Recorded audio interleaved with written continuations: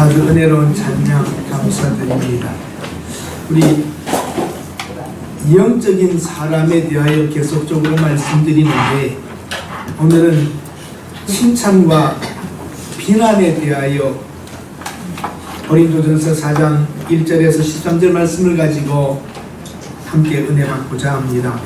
인생을 얼마나 오래 사느냐보다 중요한 것이 얼마나 보람되게 사느냐입니다.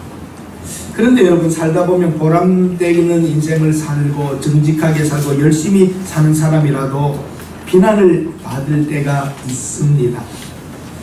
그러므로 여러분, 혹 칭찬을 받는다 해도 우쭐댈 것 없고 자랑할 것 없고 비난을 받는다고 하여서 그렇게 걱정할 것도 없습니다. 왜냐하면 최종적으로 판단하시는 분은 하나님이시기 때문입니다. 영적인 사람은 어떤 상황에서도 흔들리지 않고 당당하게 최선을 다하여 살아가야 합니다. 하나님께서 우리들이 선한 일을 위하여 살아가도록 만드셨습니다. 그러므로 여러분, 하나님의 약속을 신뢰하고 여러분과 제가 다 가지고 있는 위로부터 받은 것들이죠. 재능, 시간, 물질, 권한, 권력, 무엇이라도 정말 하나님을 기쁘시게 하고 살고 하나님이 사랑하는 이 사람들을 함께 사랑하며 살다가 가는 것이 전체 그림입니다. 다 자기를 위하여 사는 것 같아도 결국은 뜻이 하늘에서 이루어진 것처럼 땅에서 하나님의 일이 다 이루어지고 마는 것입니다. 여러분, 그렇게 믿으십니까? 네. 보잉이라고 하는 그 큰 비행기 회사가 돈 벌려고 열심히 만들지만 타고 다니는 건 우리들입니다. 인터넷으로, 카톡으로 그렇게 해서 돈도 벌고 열심히 해서 발전시키지만 또 보면은 선교사님들이 그전에는 한 달 걸려서 오던 편지를 순간순간 주고받고 있습니다. 다 인간은 자기를 위하여 사는 것 같이 열심히 살지만 끝내는 하나님의 뜻이 이루어지고 이 세상을 다 하나로 볼 때는 흘러가는 곳이 한 군데입니다. 결국은 시작이시고 마침이신 하나님, 이 우주를 만드신 하나님의 목적대로 이룰 때는 끝나게 되는 것입니다. 우리 한국 사회는 체면 문화입니다. 그래서 이거 자존심하고 체면 건드려 놓으면은 참지 못하게 되는 것이죠. 조금이라도 거기에 흠이 난다거나 자존심 건드리면 아주 큰일 납니다. 이거 조심해야 될 부분들이죠. 고린도 교회 참 좋은 교회였습니다. 한편으로는 많은 은혜가 있었고 은사와 기적들이 나타났지만 그 안에 당이 지어졌습니다. 나는 바울파다, 나는 아볼로파다, 나는 게바 베드로파다, 나는 그리스도파다, 이렇게 다 나누어져 있었습니다. 분쟁도 했습니다. 미워도 했습니다. 그러다 보니까 이 복음이 들어간 고린도에 그 사람들이 볼 때 저 사람들 뭐 새로운 거 믿는다고 하는데 하는 거 보니까 별것 아니네, 복음이 신빙성 없게 되는 것입니다. 초대교회에서 사도 바울은 많은 사람들에게 욕먹었습니다. 사실 유대인들에게도 아주 죽일 자로 되어서 저 사도 바울 죽이기 전까지는 나는 밥을 안 먹겠다 했던 사람들이 있을 만큼 사도 바울은 욕도 들었고 미움도 받았습니다. 그러나 세월이 지난 후에 다 그 사도 바울을 인정해 주었습니다. 현대사회에서 많은 불신자들로부터 교회가 비난을 받고 있는 것 사실입니다. 칭찬을 받아야 할 교회가 비난을 받는다는 것은 참 우리 마음을 아프게 할 뿐만 아니라 하나님의 마음도 기쁘지는 않으실 겁니다.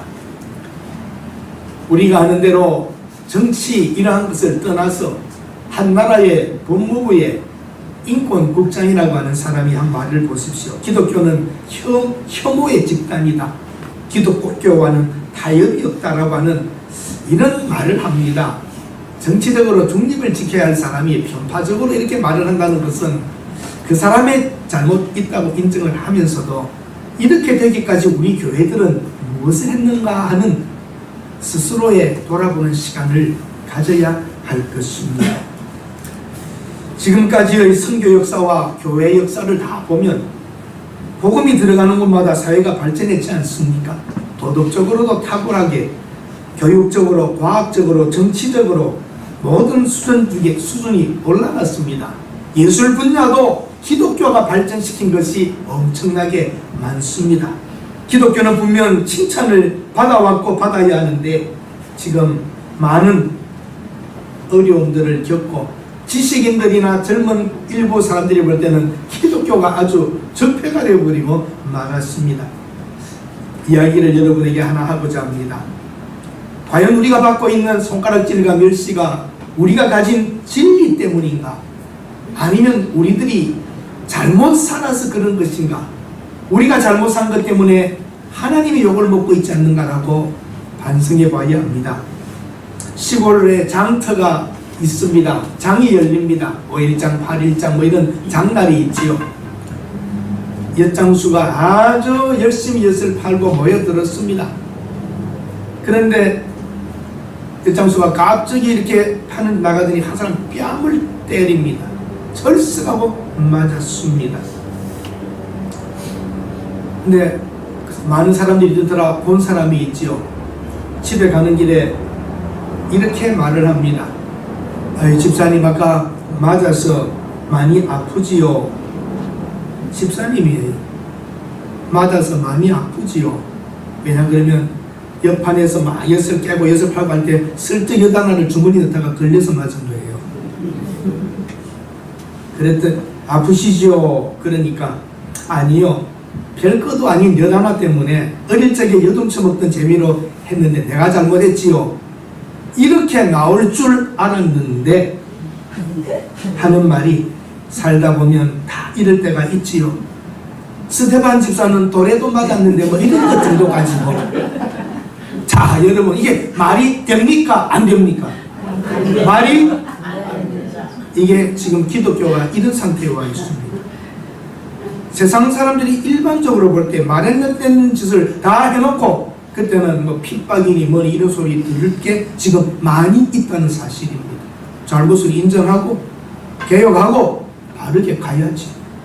우리 핍박한다 뭐 사탄의 이런 소리 하면 안 됩니다. 우습게 되었습니다. 도둑질한 겁니다. 핍박 아닙니다. 엿장수가 때릴 때 기독교인인 줄 알고 때린 겁니까? 상관없이 때린 겁니까? 상관없이 때린 겁니다. 이건 신앙과 종교와 관계없는 일에서 우리가 지금 욕을 먹는다면 우리가 참 잘못했구나 하고 돌아서면 됩니다.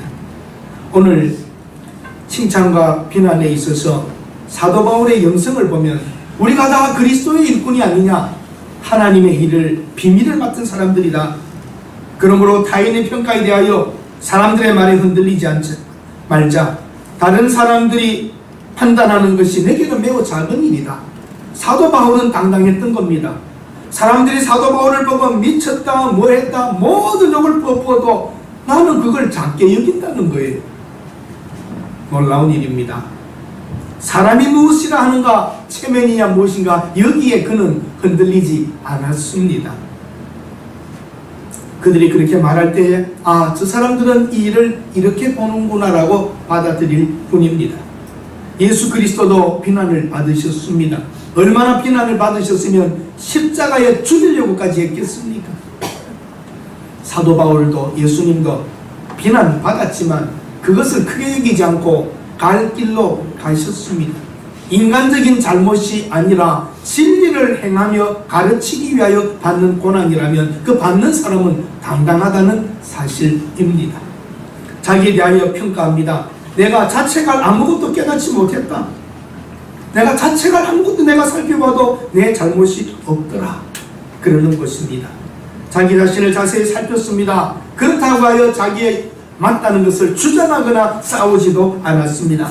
자기 자신의 정체성을 당당하게 써서 나는 하나님의 사람이다, 하나님의 일꾼이다, 하나님의 비밀을 맡은 자라고 당당하게 말하고 있는 것입니다.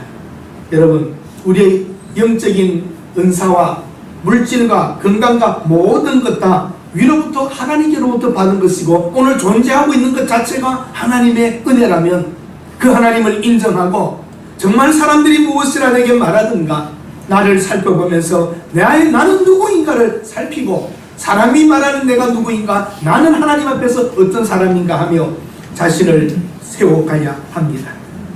누가 여러분에게 나쁘게 말합니까? 자신 있는 사람은 이렇게 말할 겁니다. 한번 따라하십시다. 그렇게 보셨구나. 그 사람이 나를 그렇게 보셨구나. 그리고 자기를 살펴본 후에 내가 아무런 자책할 것이 없구나. 그러면 한번 따라하십시다. 아니면 되지. 그렇게 보셨구나. 한 다음에 다 보고 아니면 괜찮지. 내가 그렇지 않으면 되지. 싸우고 따지고 밝히고 이렇게 할 이유가 없다는 것입니다. 우리들이 섬기고 봉사하는 모든 것들, 사실은 우리에게 주신 기회에 열심히 했는가, 이것이 중요합니다.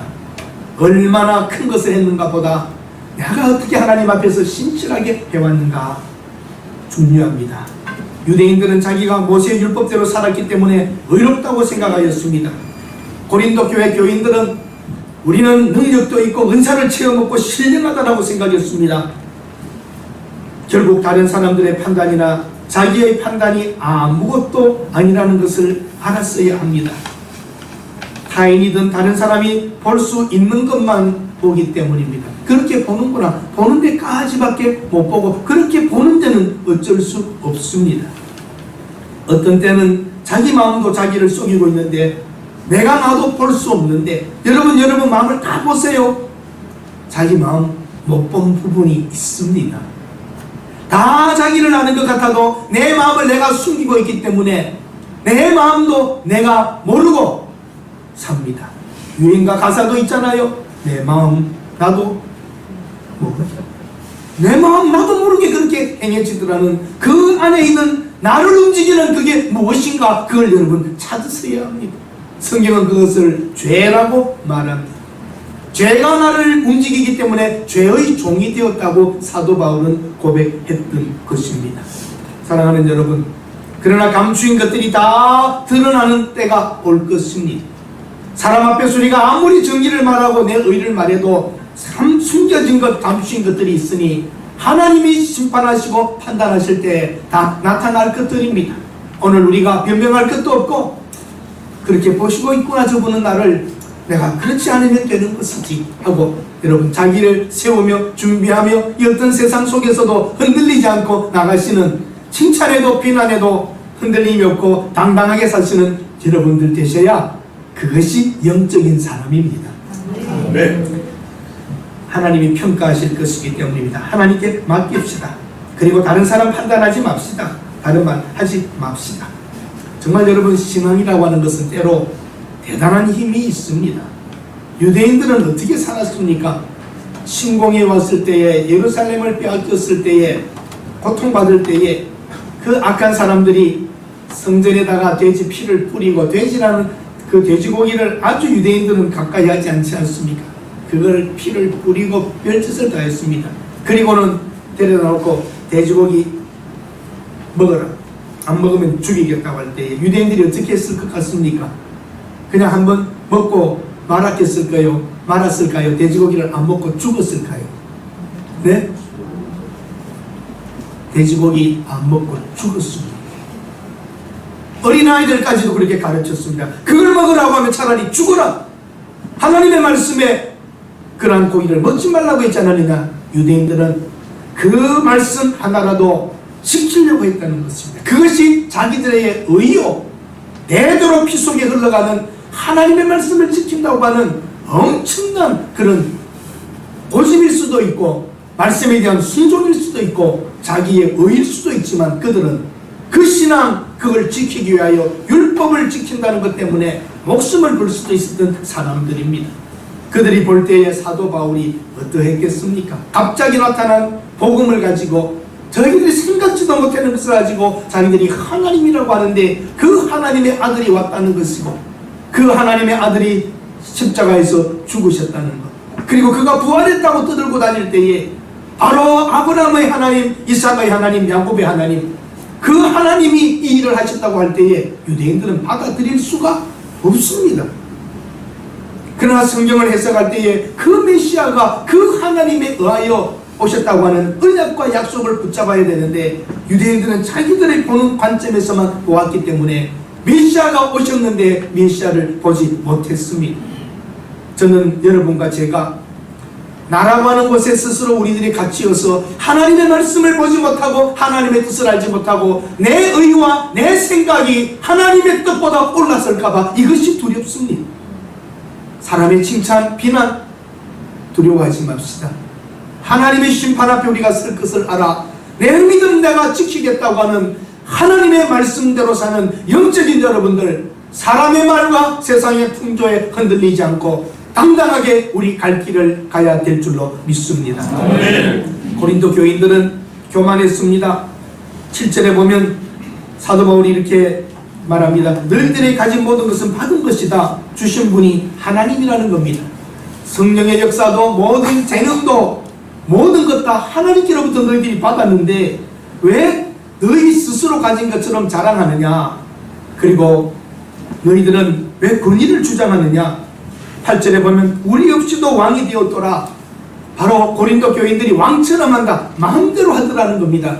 하나님의 말씀, 사도 바울이 보낸 편지 하나님의 말씀대로 행하지 아니하고 자기들이 왕처럼 행하더라는 것입니다. 왕이란 말은 마음대로 한다는 것이죠. 사도 바울은 어떠했습니까? 고린도 교회는 능력도 물질도 많은 것으로 자랑할 만큼 풍요로웠습니다. 그러나 사도 바울은 낮아져서 구경거리가 되었답니다. 오늘 본문 9절에 보면 죽이기로 작정한 자같이 끄트머리 인생이 되었다는 거예요. 말단, 끄트머리, 가장 낮은 말단의 자리, 끄트머리란 말 여러분 아시죠? 끄트머리, 말단, 끝, 가장 바닥. 사도 바울은 죽임을 당할 자처럼 끄트머리 인생인데 고린도 성도들 너희들은 왕처럼 되었구나. 여러분 어떨까요? 우리는 지금 어떨까요? 예수님이 앉아야 될 자리에 우리들이 앉아있지는 않습니까? 정말 오늘 교회가 어느 곳에 서 있는가, 내가 어느 위치에 있는가 한번 생각해 봐야 합니다. 그런 얘기 여러분 들으셨지요? 전당에 갔더니 어느 평신도한 사람이 들어오니까 예수님이 벌떡 일어나서 뛰어가서 안아주더랍니다. 집사님이 들어오니까 예수님이 또 그냥 달려가서 안아주더랍니다. 그런데 목사님이 한 분 들어오는데 예수님이 안 일어서더랍니다. 그냥 와가지고 이렇게 예수님을 만나더랍니다. 그래서 물어봤답니다. 예수님, 왜 목사님이 들어오는데 벌떡 일어나서 가지 않습니까? 그랬더니 나 일어나면 저놈이 앉을까봐 이 자리에 뺏길까봐 겁니다. 여러분 우스개 이야기지만 이게 두려운 이야기입니다. 우리가 지금 주님의 자리에까지 앉아서 어떤 행사를 하고 있는가, 나는 정말 어느 자리에 있는가 우리가 생각해야 합니다. 사도 바울은 낮아져서 끄트머리 인생, 죽임을 당하여 맞은 목 잘린 사람처럼 끄트머리가 있는데 너희들은 왕이구나. 우리가 오늘 다시 한번 고린도 교회의 교만함과 그들의 자랑들을 보면서 한국교회, 세계적인 교회, 급성장한 교회, 그것을 가지고 얼마나 자랑했습니까? 여러분과 제가 설 위치가 어디인지, 나는 지금 어떻게 살아가야 하는지, 나는 정말 하나님을 어떻게 기쁘시게 하는지를 생각해 보고 살아야 합니다. 사도 바울과 고린도 교회를 비교해 보십시오. 9절, 10절에 보면 여러분 한번 보세요. 우리는 어리석은데 너희는 지혜롭구나. 우리는 약한데 너희는 강하구나. 우리는 비천한데 너희는 존귀하구나. 우리는 지금까지도 줄이고 목마르고 헐벗고 매맞으며 정처가 없고 우리 손으로도 일해서 먹고 살아야 하고 모욕도 당하고 있는데 우리는 모욕을 당해도 축복해주고 박해를 받으면서도 참고 있구나. 비방을 받아도 그들을 권면하고 세상의 더러운 것과 만물의 찢기처럼 되었구나. 하나님의 아들이 이 땅에 오셔서 만물의 찢기와 같이 죽을 자처럼이 아니라 죽어주셨습니다. 그분은 일하고 사셨습니다. 그분은 채찍에 맞고 침뱉음도 당했습니다. 그러나 참고 권면해 줍니다. 그 예수님은 그런 인생을 살고 가시는데 그 예수님을 따르는 제자들, 오늘 우리 교회들이 지금 어떤 길을 걷고 있는지 한번 보아야 하겠습니다. 그래서 6절에 이렇게 교훈합니다. 나와 아볼로를 본받으라. 그리고 기록된 말씀 밖으로 넘어가지 말라. 우리에게 배우라. 대적하거나 서로 교만한 마음을 가지지 말라. 이것이 사도 바울의 설교입니다. 저도 이렇게 긴 말로 30분씩 설교할 필요가 없는데 사도 바울과 같이 나와 아볼로를 본받아라. 여러분 저를 본받으십시오. 이 설교 끝나는 거 아니에요. 기록된 말씀 밖으로 넘어가지 않고 본문을 읽고 조금만 해석해주면 되지 않겠어요? 그리고 배우십시오. 하나님의 말씀을 배우세요. 서로 대적하거나 교만한 마음을 가지지 말고 사랑하면서 함께 살아갑시다. 그러면 설교는 끝나는 거죠. 그러고 싶습니다. 긴 말로 설교하기보다는 여러분 제가 오늘 이런 일이 있었습니다. 어제 이런 일이 있었습니다. 지난주에 이런 일이 있습니다. 나는 이렇게 했습니다. 여러분 나를 본받으십시오.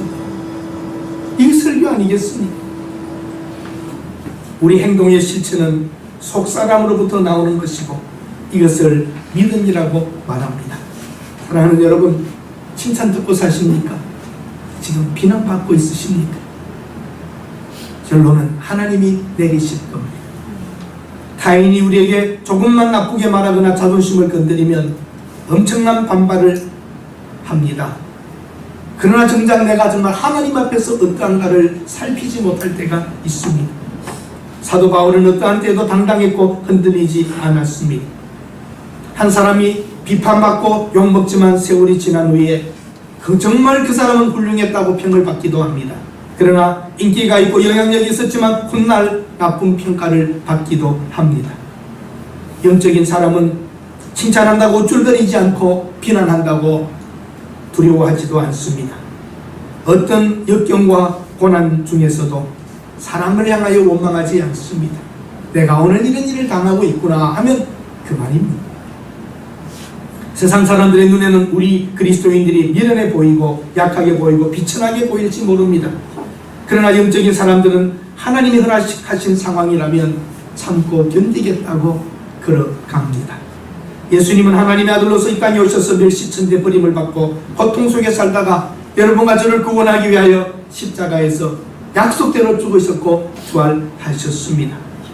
인간적인 눈으로 보면 약하고 실패인 것처럼 보이지만 그분은 하나님의 아들이셨습니다. 오늘 우리 교회가, 우리 한국의 교회들이, 세계의 교회들이 예수님의 말씀대로 하루하루 살아간다면 이 세상은 정말 바뀔 겁니다. 우리 그리스도인들은 받은 은혜만큼 아는 만큼 감사하고 봉사하고 살 수 있습니다. 작게 받은 것이라도 최선을 다하는 사람이 있지만 많이 받고도 많은 것을 하지 못하는 사람들도 있습니다. 하나님께서는 얼마나 많이 하였는가 그것보다는 얼마나 충성하였느냐를 보십니다. 고린도 교회 안에는 복잡한 일이 많이 있었습니다. 우리가 살아가는 동안에 어떻게 좋은 일만 있겠습니까? 손해도 보고 시련도 있고 어려움도 있지만 하나님의 말씀대로 살아가노라면 때가 될 때에 하나님께서 해결도 하시고 높여주시고 우리에게 다시 한번 하나님의 이름의 영광됨을 회복시켜 주실 줄로 믿습니다. 아멘. 복음 전파로 교회가 많아지고 기독교인의 숫자가 늘어나지만 세상의 악은 더해지는 것 같습니다. 여러분, 미래는 신앙생활하기가 좋아질까요? 더 어려워질까요? 더 쉬워질까요? 어려워질까요? 어떻게 그렇게 잘 아세요? 여러분, 과거가 신앙생활하기 좋았습니다. 지금부터 미래에 더 신앙생활하기 어려워집니다. 이 세상에 지금 사상과 생각들이 아주 급하게 변화하고 변경되고 변질되고 있습니다. 여러분 아시는 대로 자유주의가 있고 사회주의가 있습니다. 경제적으로는 자본주의가 있고 공산주의가 있습니다. 공산주의는 이상적인 것입니다. 모두가 똑같이 먹고 똑같이 살자는 것. 이건 이 땅에서 이루어진 적이 한 번도 없습니다. 기독교에서 한 번 있었습니다. 초대교회 때에 성령 충만할 때에 모든 재산을 나누어 가지고 썼습니다. 공산주의가 역사 속에 이루어진 때는 성경 속에 한 번 있습니다. 같이 먹자고 같이 일하자고 집단 농장에서 일하지 않습니다. 조금만 일해도 같이 받는데 왜 열심히 일합니까? 그건 하나의 꿈입니다. 개인의 창의력과 열심히 살게 되면 풍요로운 사회가 국가가 된다. 개인이 열심히 살아서 잘 살게 되면 국가가 다 잘 살게 된다는 게 자유주의, 자본주의 모습입니다. 물론 분배의 문제는 또 생기겠지. 그러나 여러분, 좋은 사회를 만들고 조직을 만들자. 그러면 좋은 사회에서 우리가 다 잘 살게 될 거라고 하는 것은 이미 무너진 것입니다. 이것이 여러분 2차 대전 후에 없어진 줄 알았는데 시대가 바뀌면서 다른 변형의 옷을 입고 이 세상에 나타나 있습니다. 가진 자와 가지지 못한 자, 노동자와 주인, 농민과 부자, 땅을 가진 두 사람들, 이 싸움에서 빼앗고 죽이고 혁명을 일으키자고 했던 것이 하나의 모습이었습니다. 이것이 실패한 줄 알았기 때문에 숨어 들어가서 독일과 미국으로 건너 들어가서 바뀐 것이 오늘날의 정신세계의 구조입니다. 깊숙이 보십시오. 똑같은 것이 지금 되풀이되고 있습니다. 여성들은 약하다. 남성들 페미니즘이 일어납니다. 여성 권력, 여성이 힘을 얻어야 된다. 이것으로 시작해서 지금 어마어마하게 전 세계에 지금 학교마다 대학마다 이 정신들이 싹 휩쓸어 버렸습니다. 그게 뭐예요? 노예가 있으면 주인이 있고 그것이 백인들이고, 이슬람 난민들은 억울하고 힘든데 기독교와 유대교는 반대하고 있고, 성소수자에 대하여 기독교는 동성연애를 허락하지 않고, 가난한 사람이 있는데 부자와 재벌이 있고, 노동자가 있는데 회사와 공장이 있고, 뚱뚱한 사람, 비만, 이런 사람들은 왜 멸시받는가? 날씬한 사람이 적폐고. 여러분, 지금 이 사람들의 모든 운동이 하나입니다.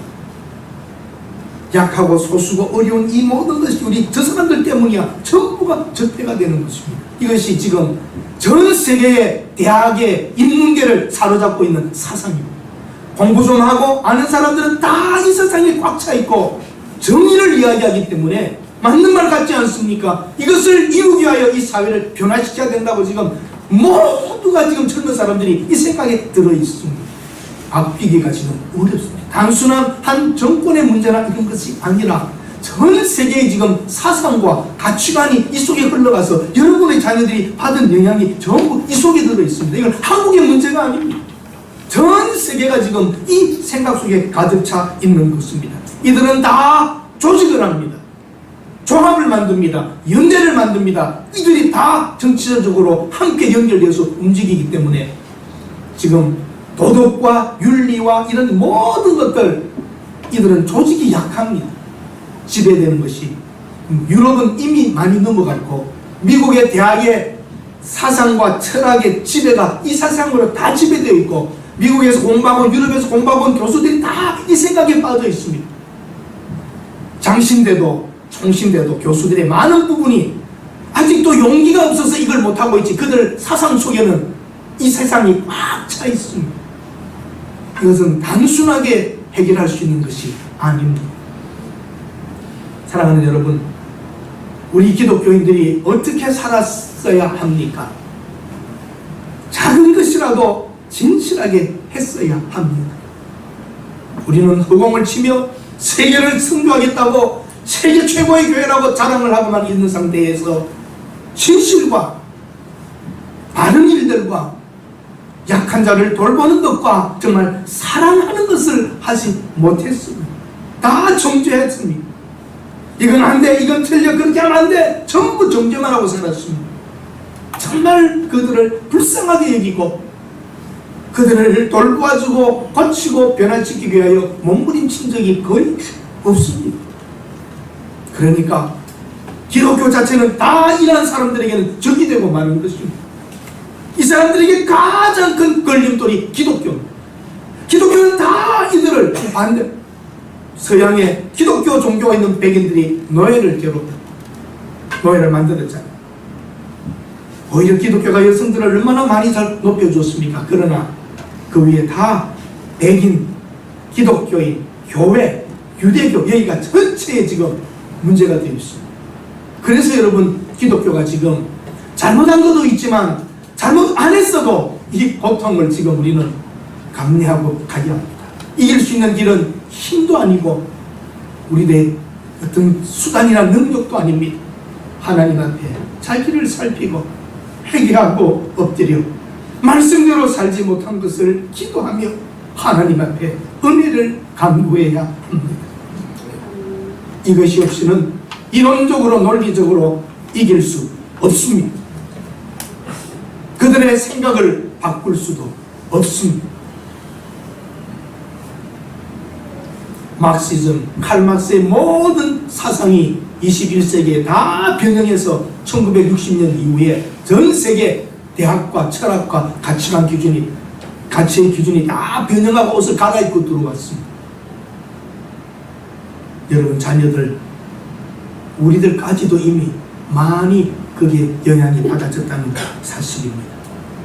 사랑하는 여러분, 교회 안에서 정직함과 진실과 공의가 나타나야 하고, 여러분들이 서는 장소 가는 곳에 하나님의 사람의 핏으로 서시기를 바랍니다. 하나님이 서시는 여러분 곳에 소금이 되실 수 있기를 바랍니다. 네. 우리는 그리스도의 일꾼이고 비밀을 맡은 사람들입니다. 저도 정말 언젠가 설교하면서 여러분, 나를 본받으십시오, 사도 바울과 같은 그런 설교를 하는 것이 설교자의 가장 가마력 있는 설교로 믿고 그리 되고 싶습니다. 영적인 사람은 그리스도의 제자로서 이 세상에서 선한 영향력을 줄 수 있어야 합니다. 비록 사도 바울이 줄이고 목마르고 헐벗고 매맞으며 정처 없이 떠들고 일하면서 천막을 기우면서 복음을 전해서 보독을 받아도 축복하고 박해를 받으면서도 참고 비방을 받으면 권면해주고 세상의 마지막 죽을 자와 같은 찌꺼기와 끄트머리 자리에 간다 할지라도 그는 항상 기뻐했고 쉬지 않고 기도했고 감사하고 살았습니다. 이것이 기독교의 능력이며 이것이 복음의 진리의 힘인 줄로 저는 믿습니다. 네. 약한 자 같으나 강하다고 합니다. 아무것도 없는 자 같으나 모든 것을 가졌다고 말합니다. 오늘 고린도전서 4장 20절은 이렇게 말합니다. 하나님의 나라는 말에 있지 않고 오직 능력에 있다고 합니다. 복음을 위하여 산다는 것은 하나님 나라의 시민으로 합당하게 살아가는 것입니다. 도산 안창호 선생님은 이렇게 말씀하십니다. 책임감 있는 사람은 역사의 주인이 되지만 책임감 없는 사람은 역사의 손님으로 받아갈 뿐이라고 그럽니다. 여러분, 오늘 살아있는 이 역사 속에서 역사의 주인공들이 다 되시기를 바랍니다. 아멘. 이야기 하나, 참 은혜로운 이야기가 있어서 여러분과 나누고 싶습니다. 버스 안에서 있었던 일입니다. 사람들은 퇴근에 지친 몸을 이끌고 버스를 타고 가고 있었습니다. 근데 갑자기 어린아이가 소리를 지르고 울기 시작합니다. 금방 그치겠지 생각했지만 몇 정거장을 지나가도 아이의 울음소리는 그치지를 않았습니다. 슬슬 화가 난 승객들은 여기저기서 불평합니다. 아줌마, 이게 좀 잘 봐요. 달래봐요. 버스 전세 냈나? 아줌마, 내려서 다음 차 타고 가세요. 여러분, 사람 힘들게 하지 말고. 아, 짜증나. 아기 여분 아줌마는 어쩔 줄 모르고 힘들어 했지만 해결할 수가 없었습니다. 그런데 가던 차가 멈춰 섰습니다. 드디어 무슨 일이 벌어질 것 같았습니다. 운전수가 오더니 문을 열고 내려가 버립니다. 운전수도 화가 나서 가버리나? 사람들은 이상하게 생각했습니다. 그런데 운전수 기사가 올라오더니 긴 막대사탕 하나를 풀어가지고 아이 입에 넣어줍니다. 그랬더니 아이가 울음을 그치고 조용해졌습니다. 버스는 출발했습니다. 침묵이 흘렀습니다. 그리고 그 아기 엄마는 내릴 때 버스 기사에게 다가가서 머리를 숙여 인사합니다. 그리고는 손을 들어서 이렇게 하고 내려갔습니다. 뭔지 아세요? 감사합니다. 듣지 못하는 사람, 말하지 못하는 사람이었습니다. 사랑하는 여러분, 그리고는 그 밤에 그 아주머니가 걸어가는 길을 어스론 존슨은 헤드라이트를 킨 상태에 기다렸습니다. 한참 있다가 떠나 장애자였던 것입니다. 누구 하나 불을 비춰주고 있어도 불평하는 사람이 없었습니다. 왜 그럴까요? 사실을, 진실을 보았기 때문입니다. 이걸 프레임의 법칙이라고 합니다. 꽃 같은 상황이라도 어떤 틀에 집어넣어 생각하느냐가 다른 겁니다.